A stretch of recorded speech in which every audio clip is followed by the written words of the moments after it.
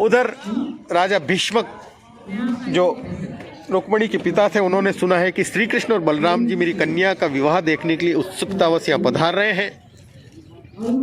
तो फिर राजा भीष्मक अतिथि का आगवानी करते हैं। भीष्मक जी बड़े बुद्धिमान थे, भगवान के प्रति उनकी बड़ी भक्ति थी।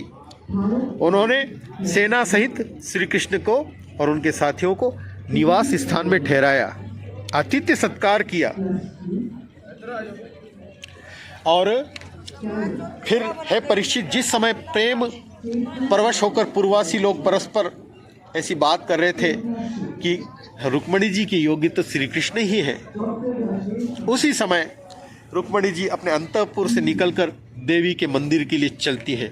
बहुत सी सखियां उनके साथ चल रही हैं, सैकड़ों सैनिक उनकी रक्षा में नियुक्त थे और वे श्री कृष्ण का चिंतन करती हुई धीरे धीरे चल रही हैं। बहुत सी ब्राह्मण पत्नियां उनके साथ चल रही हैं, सबने गहने पहन रखे हैं, बहुत सुंदर वस्त्र धारण कर रखे हैं और इस प्रकार देवी के पूजन के लिए रुक्मिणी जाती है। देवी जी के मंदिर में पहुंचकर रुक्मिणी जी ने अपने कमल के सदृश सुकोमल हाथ पैर धोए, आचमन किया। इसके बाद बाहर भीतर से पवित्र और शांत भाव से युक्त होकर अंबिका देवी के मंदिर में प्रवेश करती है रुक्मिणी। बहुत से विधि विधान से जानने वाली बूढ़ी ब्राह्मणियां उनके साथ थी। उन्होंने भगवान शंकर की अर्धांगिनी भवानी को और भगवान शंकर जी को भी रुक्मिणी से प्रणाम करवाया, शिव जी की और देवी की आराधना की। रुक्मिणी भगवती से प्रार्थना करती है, अंबिका माता, आपकी गोद में बैठे हुए आपके प्रिय पुत्र गणेश जी तथा आपको मैं बार बार नमस्कार करती हूँ। आप ऐसा आशीर्वाद दीजिए कि मेरी अभिलाषा पूर्ण हो और श्री कृष्ण ही मेरे को पति रूप में प्राप्त हो।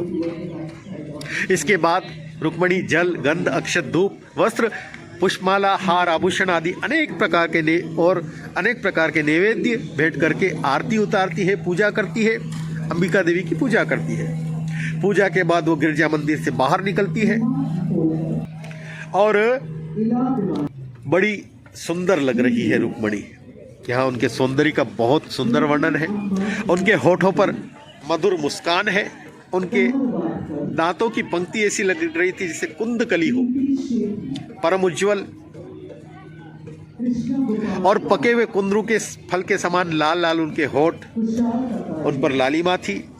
उनके पाँव में पायजेब बज रहे थे, छोटे छोटे घुंघरू झुनझुन कर रहे थे और इस प्रकार रुक्मिणी जी आगे बढ़ रही थी और भगवान श्री कृष्ण की लगातार प्रतीक्षा करते हुए इधर उधर देख रही थी। उसी समय उन्हें भगवान श्याम सुंदर श्री कृष्ण के दर्शन होते हैं।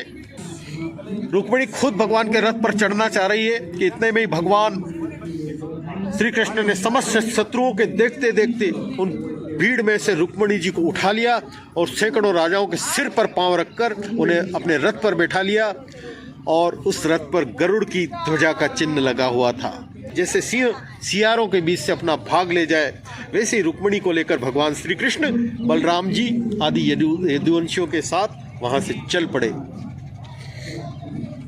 उस समय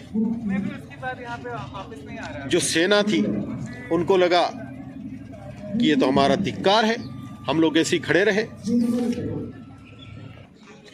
जब भगवान श्री कृष्ण रुक्मिणी का हरण करके जा रहे हैं, उसी समय शिशुपाल आदि राजाओं और रुक्मी ने, जो रुक्मिणी का भाई था, उनका पीछा किया। बड़ा संग्राम जैसी स्थिति होती है और रुक्मी क्रोधवश हाथ में तलवार लेकर भगवान श्री कृष्ण को मारने की इच्छा से रथ से कूद पड़ता है। भगवान देखते हैं कि रुक्मी मुझ पर चोट करना चाहता है। भगवान अपने बाणों से उसके ढाल और तलवार को काट डालते हैं और उसको पकड़ लेते हैं और फिर भगवान रुक्मी को पकड़कर उसके दाढ़ी मूछ केस कई जगह से मुड़कर उसके कुरूप बना देते हैं। जब बलराम जी ये दृश्य देखते हैं तो वो कृष्ण को डांटते हैं कि ऐसा निंदित कर्म उचित नहीं है, ये रुक्मिणी का भाई है। तो भगवान फिर उसको ऐसे ही छोड़ देते हैं और फिर भगवान द्वारका में आ जाते हैं। इधर सुखदेव जी कहते हैं महाराज परीक्षित, भगवती लक्ष्मी जी को रुक्मणी के रूप में साक्षात लक्ष्मीपति भगवान श्री कृष्ण के साथ देखकर द्वारकावासी नर नारियों को परम आनंद हुआ। ये लक्ष्मी ही, रुक्मणी ही लक्ष्मी जी है, इसलिए तो भगवान को ही प्राप्त होगी। और भगवान द्वारका में लेकर आ जाते हैं और विहार करते हैं फिर। और है परीक्षित, फिर भगवान श्री कृष्ण के द्वारा रुक्मिणी के गर्भ से एक पुत्र उत्पन्न होता है जिसका नाम होता प्रद्युम्न। ये कामदेव के अंश, साक्षात कामदेव ही समझ लीजिए। सौंदर्य, वीर, सौशील्य आदि सद्गुणों में भगवान श्री कृष्ण से वे किसी प्रकार कम न थे।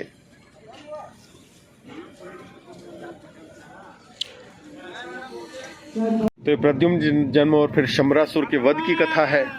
उसके बाद समंतक मणि की कथा है।